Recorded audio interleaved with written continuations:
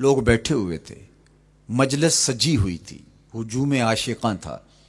کیف و سرور کی چھم چھم برکھا برس رہی تھی، انوار و تجلیات اتر رہے تھے، اور کیسی خوش نصیب مجلس تھی جس میں حضور خود تشریف لے آئے۔ تو آقا کریم نے ارشاد فرمایا، فقال ما اجلسکم،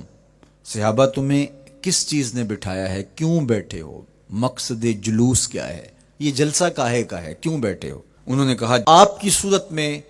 ہمیں ہادی دیا، رہنما دیا، آپ کی صورت میں اپنی کرم نوازیوں کا چھم چھمی ہمارے اوپر نازل کیا، تو ہم اس پر اللہ کا شکرانہ ادا کرنے کی مجلس سجائے بیٹھے۔ یہ صدیوں قبل کی کہانی ہے، یہ مسجد نبوی کا صحن ہے، یہ شہر مدینہ ہے، یہ دور رسالت مآب صلی اللہ علیہ وآلہ وسلم ہے۔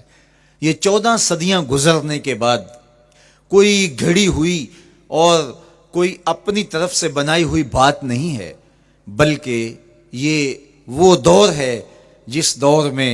ان کا فیض عام تھا اور ان کے انوار کی مہک اور چمک سے زمانہ معطر اور روشن ہوتا تھا۔ اب جب یہ بات حضور نے سنی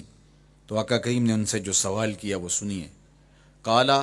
اللہ ما اجلسکم الا ذالک، اس پر تم اللہ کی قسم اٹھاتے ہو تم اسی لیے بیٹھے ہوئے ہو؟ تو انہوں نے کہا ہاں ہم اسی لیے بیٹھے ہوئے، ہمارے بیٹھنے کا کوئی اور مقصود نہیں۔ فرمایا میں نے تم سے جو حلف لیا ہے، قسم تم سے اٹھوائی ہے،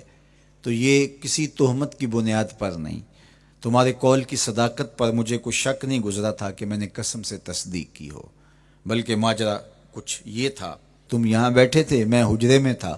جبریل امین حاضر خدمت ہوئے، فاخبرنی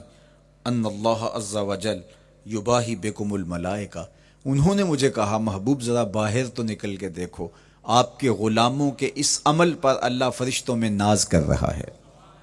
وہ عمل کون سا تھا جس پہ رب رب ہو کے فرشتوں میں فخر کر رہا ہے، رب رب ہو کے فرشتوں میں ناز کر رہا ہے؟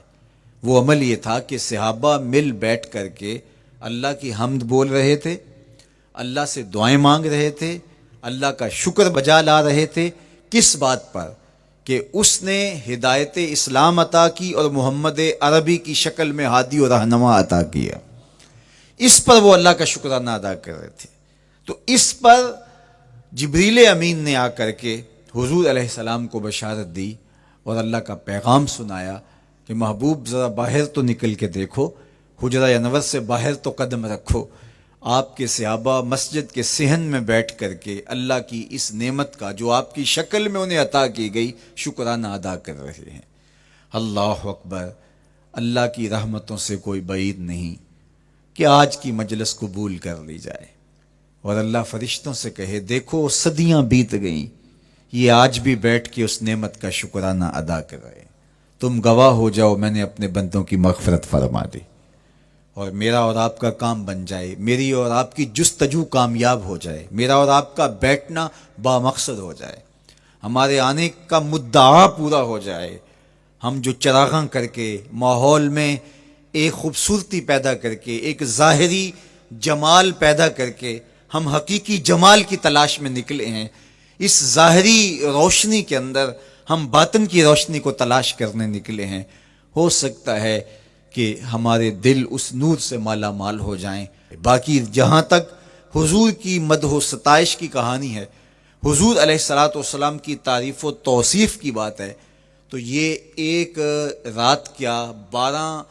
حلقات نور کیا، ساری زندگی بھی گزار دیں حق کے شکر پھر بھی ادا نہ ہو، اس لیے